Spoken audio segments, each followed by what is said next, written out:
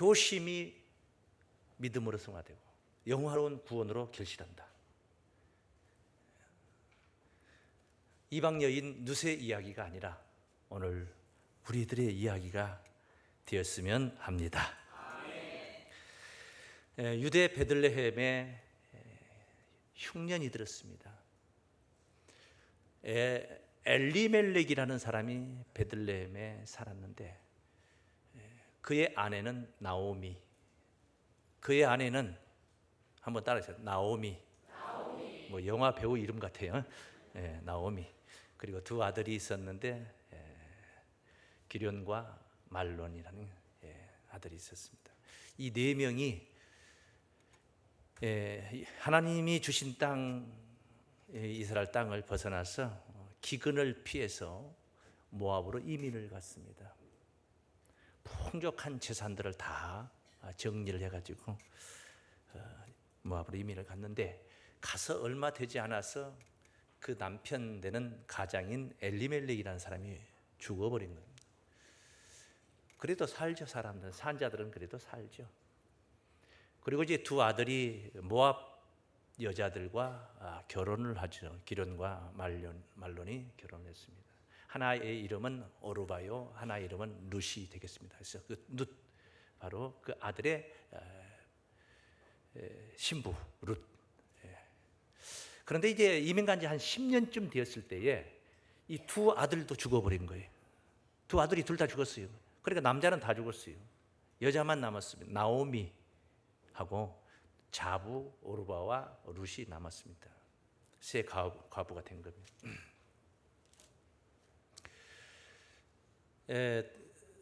들리는 소식을 들어보니까 이스라엘에 하나님이 이스라엘을 권념하셔서 거기에 양식이 풍요로워졌다 하는 소식을 들은 거예요. 그래서 이 이민 왔다가 쫄딱 망하고 완전 빈털터리가 되었어. 이걸 우리는 폐가망신이다. 폐가 하면은 가옥이 무너진 겁니다. 폐가. 망신하는 것은 우리 망신이라는 말 많이 쓰잖아요. 망할 망자, 몸신자를 쓰는 거예요. 몸이 망가진 겁니다. 망한 거예요.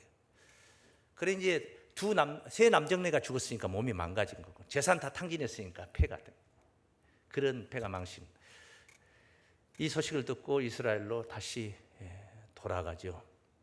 베들레헴으로 돌아가는데 가만히 생각하니까 며느리들한테 너무 미안한 거예요. 나오미가 생각할 때 이스라엘 법이라는 것은 형수가 형님이 죽으면은 그 형수가 동생하고 결혼하고 동생이 죽으면은 또 그 밑에 동생하고 어쨌든 씨를 그렇게 해서 받아요.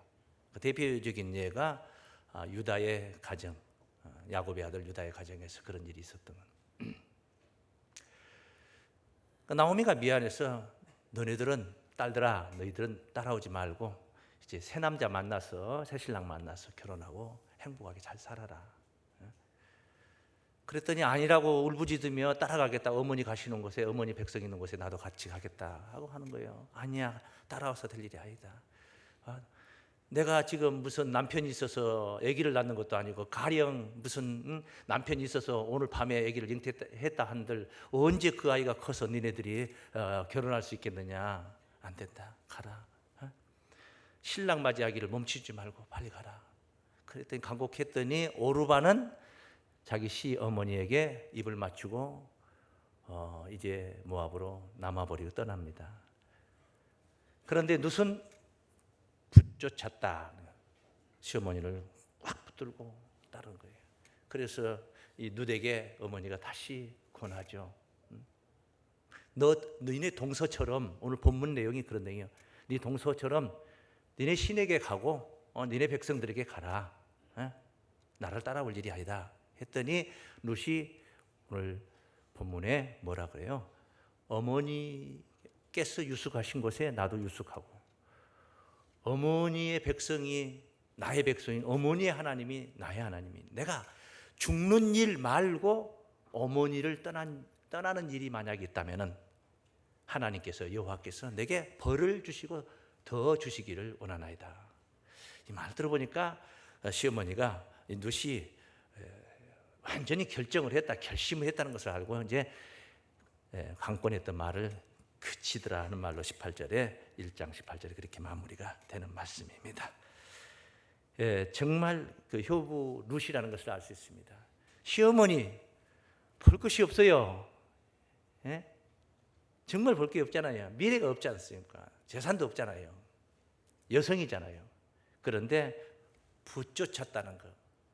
어머니 장사 지내는 곳에 내가 그곳에서 같이 묻히겠다. 어머니의 하나님이 나의 하나님은, 어머니의 백성이 나의 백성이다. 이방 여인이 이제 이스라엘까지 시어머니를 쫓아서, 별 힘도 없는 시어머니를 쫓아서 달려온 거예요. 오늘 우리는 이 말씀 속에서 룻의 진정한 효심을 본 줄로 믿습니다. 보시기를 바랍니다. 우리 한번 따라하겠습니다. 룻의 진정한 효심을 봅니다. 진정한 효심을, 느낌이 있어야 된다는 거예요.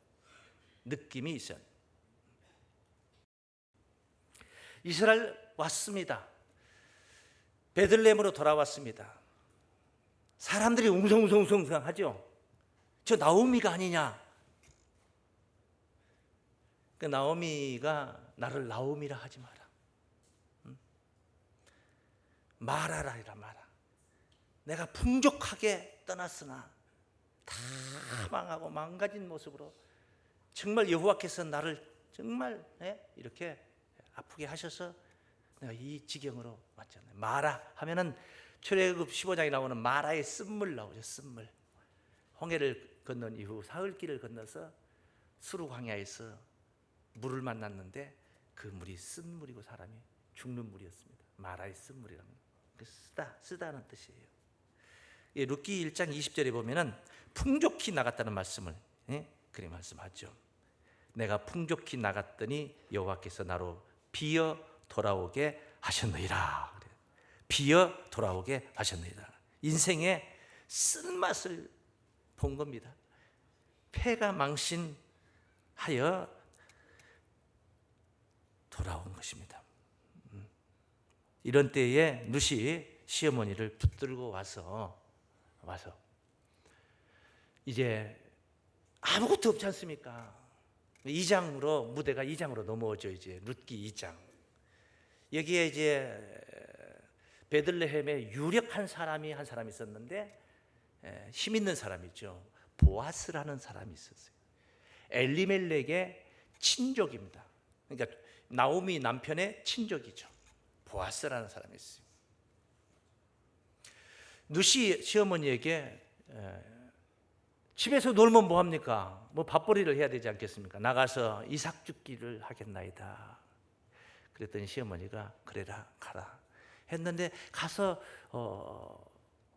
이 이삭을 줍는데 이 보리 베는 계절에 온 거예요. 왔어요. 그 계절이 왔을 때가. 그래 이제 이삭을 줍는데 우연히 가다 보니까 보아스, 자기네 친족, 시댁의 친족, 그 보아스네 그 밭으로 가게 된 거예요. 가서 거기서 이삭을 줬는데 때 맞춰서 베들레헴에서 이제 그 경작지 추수하는 곳에 보아스가 현장에 나타났습니다. 이 사람들이 인사 말이 있죠. 미국 사람들 같은 뭐라 그래? 헬로우 그런가요? 여호와께 복 받기를 원한다. 뭐 이런 인사죠. 항상 샬롬하고 평강을 기원하고. 그런데 보니까 낯선 소녀가 하나 있는 거예요. 소녀죠. 결혼한 지 뭐 결혼하자마자 남편 죽었으니까. 그 누구냐 하니까 네. 나오미를 따라온 그 며느리인데 라고 하는데 아침 일찍부터 나와가지고 잠깐 동안 집에서 쉰 거 외에는 계속 저렇게 부지런히 성실하게 일을 하고 있나이다. 보아스가 이미 알고 있어요. 왜 자기 친족 나오미가 외국에 이민 갔다 돌아왔는데 그것도 한 동네 뭐 조그마한 동네 베들레헴이라는 게 큰 동네 아니에요? 유다 고을 중에 가장 작을지라도 네게서 이스라엘을 다스리는 목자가 나리라. 그 미가 5장 2절에 베들레헴 소개가 되어 있잖아요. 그런 동네에서 다윗이라는 출중한 이스라엘의 영도자가 태어난 것이었죠. 그 다윗의 후손으로 예수가 오신 것이고 이렇게 소개를 하니까 5절부터 2장 5절에 보시면은 보아스가 베는 자들을 거느린 사환에게 이르되 이는 네 소녀냐? 베는 자를 거느린 사환이 대답하되 이는 나오미와 함께 모압 지방에서 돌아온 모압 소녀인데 그의 말이 나로 베는 자를 따라 단 사이에서 이삭을 죽게 하소서 하였고 아침부터 와서는 잠시 집에서 쉰 후에는 지금까지 계속 중이니다. 아주 성실하게 그렇게 하고 있습니다. 이걸 보았습니다. 그것을 알게 됩니다. 보아스가 알게 됩니다. 그 뒤에 말씀을 보시면은 보아스가 누대게 이르되 내 딸아 들으라 이삭을 주우러 다른 밭으로 가지 말며 여기서 떠나지 말고 나의 소녀들과 함께 있으라. 그들의 베는 밭을 보고 그들을 따르라. 내가 그 소년들에게 명하여 너를 건드리지 말라 하였느니라. 그렇게 말 안 하면은 뭐 어쩐다는 거예요? 건든다는 거예요. 목이 마르거든 그릇에 가서 소년들의 기로 온 것을 마실지니라. 누시 땅에 엎드려 절하며 그에게 이르되 나는 이방 여인이오늘 당신이 어찌하여 내게 은혜를 베푸시며 나를 돌아보시나이까. 돌아보시나이까. 누시 감동을 받았습니다. 보아스가 이 소문을 다 알고 있다고 소개를 하죠. 네 남편이 죽은 후로 네가 시모에게 행한 모든 것과 네 부모와 고국을 떠나기 전에 알지 못했던 백성에게로 온 일이 내게 분명히 들렸었다. 다 들어서 소문 들어서 안다. 여호와께서 네 행한 일을 보응하시기를 원하며 이스라엘의 하나님 여호와께서 그 날개 아래 보호를 받으러 온 네게 온전한 상 주시기를 원하노라. 할렐루야. 이렇게 이제 보아스가 아주 선대를 합니다. 선대를 해요. 그리고 이제 와서 점심에 떡을 먹자 하고 이리 가까이 와서 먹어라. 초를 찍어 먹어라. 더 주고 배불리 먹고 나 먹고 뭐 이렇게 얘기들이 전개되는 게 돼요. 그러고 나서 이제 또 이제 일이 시작이 되죠. 룻은 또 이제 이삭을 줍는 거죠. 이게 보아스가 자기 쉽게 말하면 사환들에게 말합니다. 일하는 사환들의 소년들에게 그 이삭을 베어 가지고 묶을 때 단으로 묶을 때 그걸 다 묶지 말고 슬슬 하나씩 빼서 막 버려라. 좀 버려놔야지 주술 게 있는 거 아니에요? 그러니까 룻으로 하여금 주술 게 있도록 그렇게 좀 너무 연작물이 없이 싹싹 긁어서 모으지 말고 그냥 막 떨어뜨리라 이 말이에요. 떨어뜨리라. 얼마나 참 인자하신 분입니까? 보아스가 그렇게 선대를 합니다. 그래서 이제 뭐 쉽게 말하면 한 말 그것을 이제 룻이 주워 가지고 이걸 이제 비벼 가지고 곡물을 자루에 담아 가지고 오는데 뭐 한 말 뭐 이렇게 많은 양을 벌어 가지고 오니까 나오미가 어디서 이삭 죽기를 했는데 이렇게 많이 벌었을까 하고 물어본 것이죠. 그랬더니 보아스라는 사람의 밭에서 이렇게 했는데 굉장히 선대를 하더라 얘기를 했습니다. 이 나오미가 시어머니가 룻에게 이 사실을 가르칩니다. 그 보아스는 우리 기업 물을 자, 우리의 가까운 친족으로서 기업 물을 자 중에 한 사람이라. 기업 물을 자라는 말이 이제 용어가 새로운 용어가 등장하죠. 이건 뇌이기 말씀에 한번 나와 25장 25절 이하에 나오는 말씀입니다. 기업 물을 자. 이스라엘의 공동체는 아주 강한 공동체.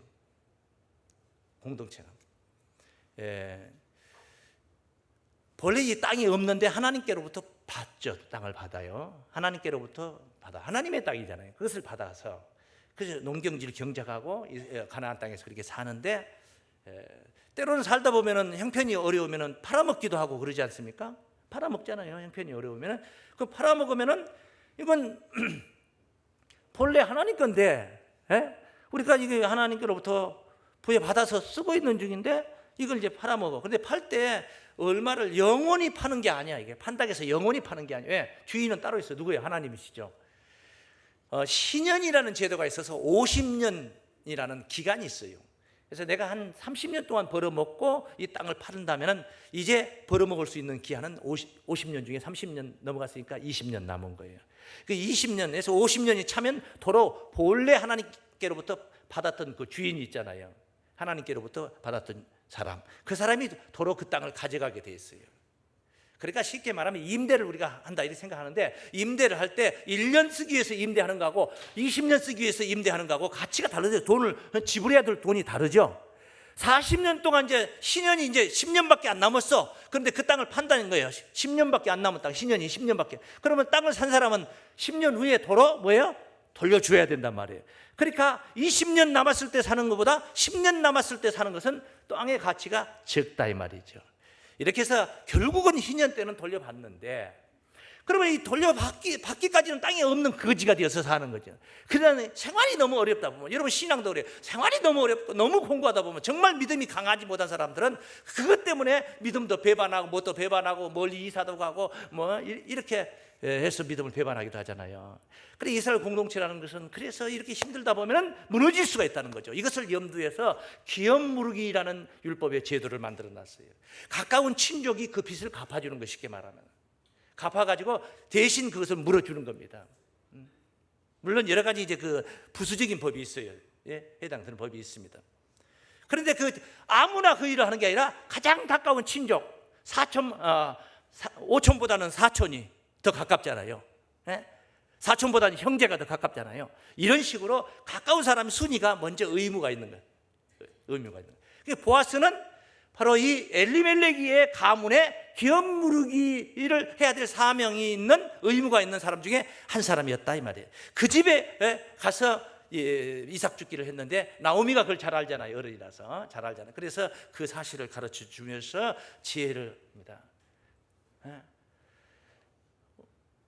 오늘 밤에 보아스가 타작을 한다니까. 그 집에 이제 타작, 곡물을 모았으면 타작을 하잖아요. 들판에서 이제 타작을 하는 거예요. 이제 타작을 하는데 네가 목욕을 하고 예쁘게 머리도 빗고 기름도 바르고 옷도 깨끗한 옷으로 입고 저녁에 가서 얼굴을 보이지 말고 나타내지 말고 잘 숨어 있다가 보아스가 타작을 다 하고 잠자리에 누우면은, 잠자리에 어디서 눕는가 잘 이어섰다가 딱 하다가 누우면은 그 눕는 발밑에 가서 그 이부자리를 떠들고 그 발밑에 가서 같이 거기서 누워서 자라.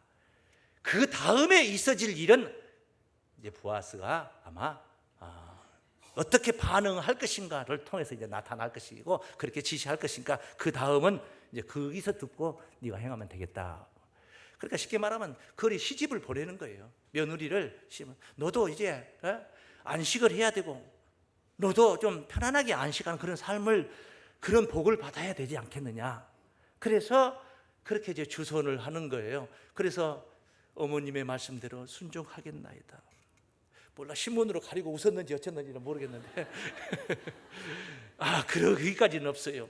거기까지 없어요. 그러려고 따라온 것도 아니고 이 사람이, 이 여자가 효부야, 효부. 어머님의 말씀을 절대적으로 순종하는. 그래서 그 밤에 이제 찬스를 봐서 여자 봐서 보아스가 노젓가리 옆에, 노젓가리 알아요? 노젓가리라는 것은 뭐냐면은 이제 곡물을 타작했으면, 이 타작했으면은 곡물을 수북은 이렇게 이제 쌓아놓잖아요. 타작한 알갱이들, 그걸 이렇게 덮어놓은 거죠. 이제 덮어놓은 거죠. 한꺼번에 이제 가마니로 담고 막 이렇게 해야 되겠죠. 그것은 이제 나중에 다음 처리가 되겠죠. 그냥 이렇게 한꺼번에 모여 있는 건 그 노젓가리. 거기에 옆에서 이제 지켜야 되는 거 아니에요. 난장이니까 지켜.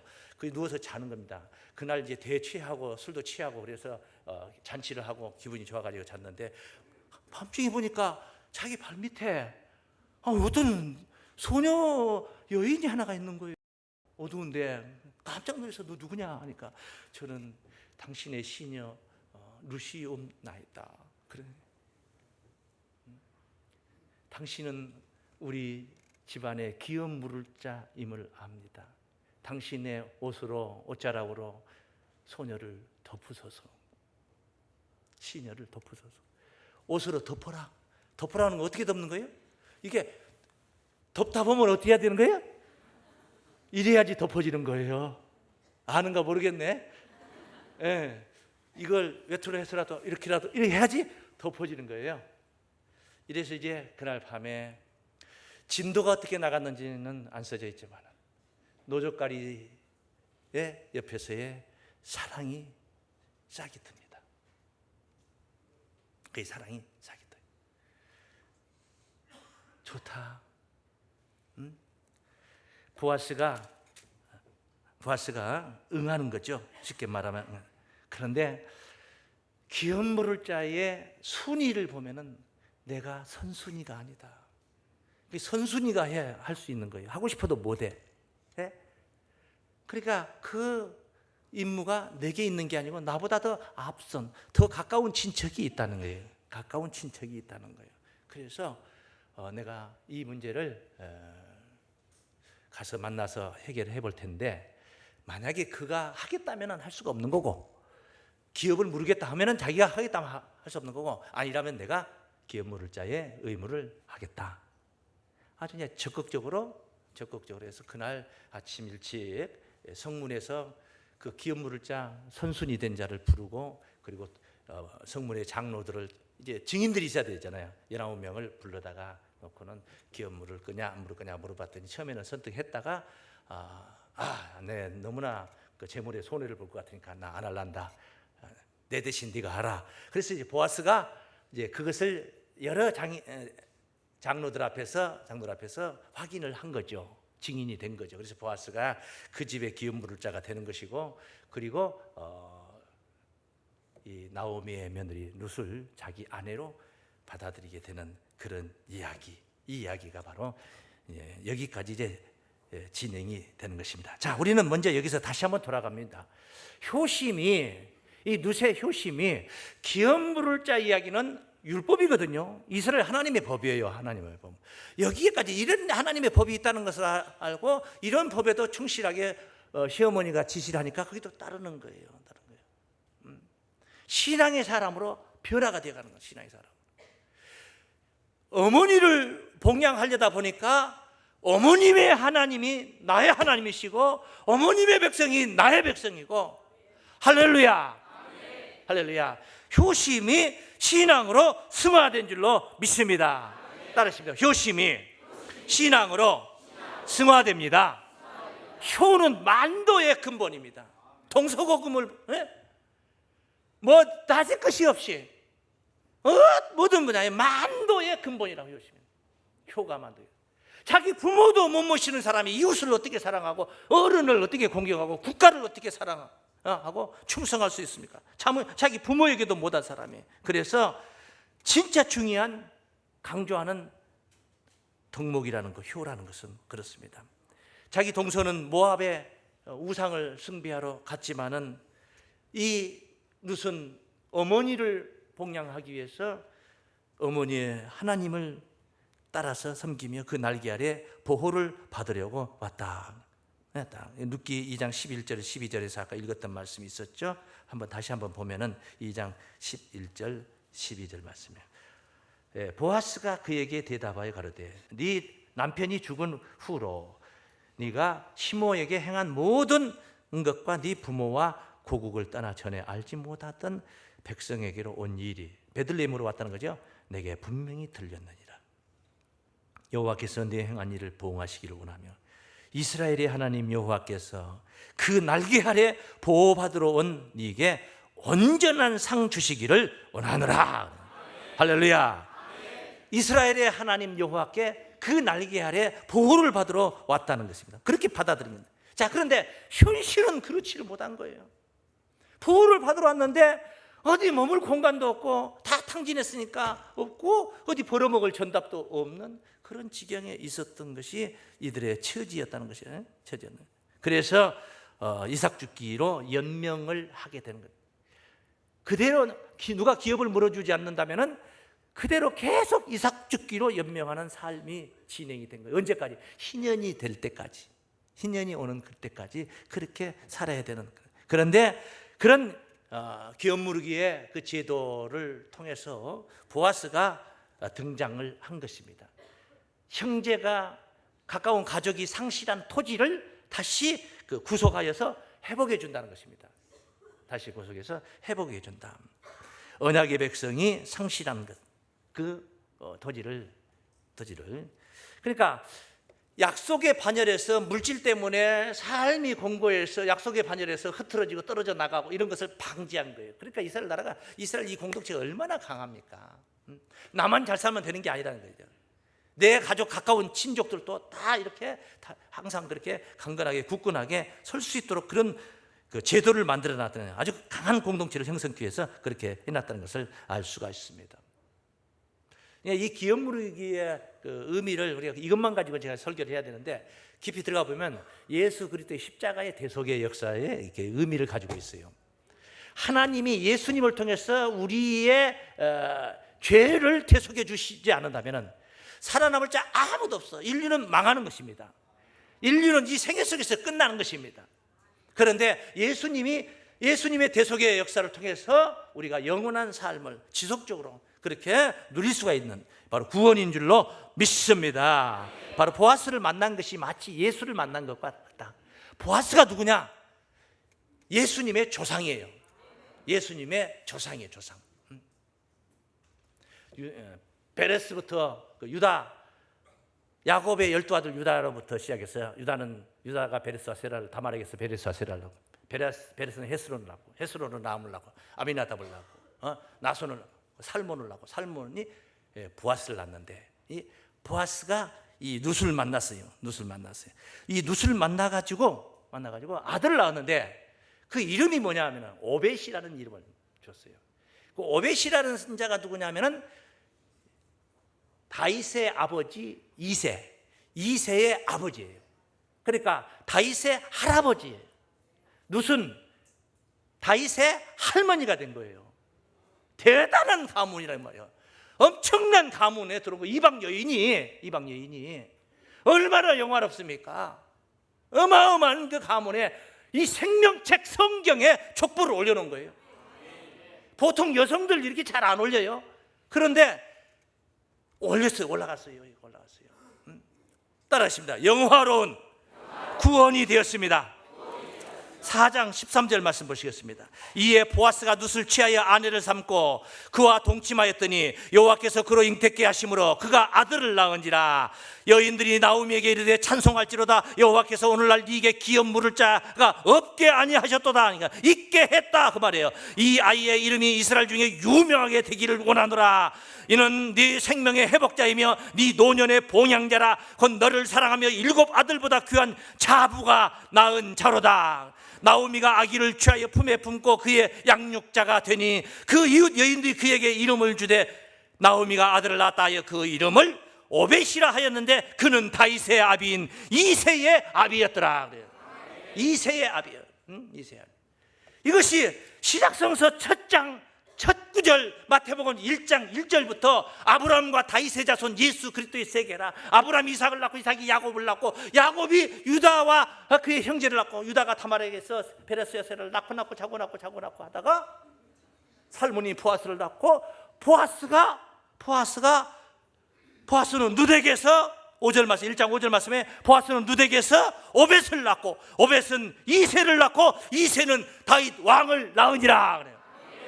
이 하나님의 말씀 생명책에 이 성경에 기록된 여인이 된 거예요. 얼마나 영화로운 그런 구원을 이룹니까? 효심이 가져다 준 구원이요. 효도하십시오. 땅에서 장수하리라. 할렐루야. 전부 다 효자 되시고 효녀 되시고 효부 되시기를 바랍니다. 그렇게 자녀들을 양육하시는 우리 교회 사랑하는 어른들 다 되시기를 주의 이름으로 축원합니다.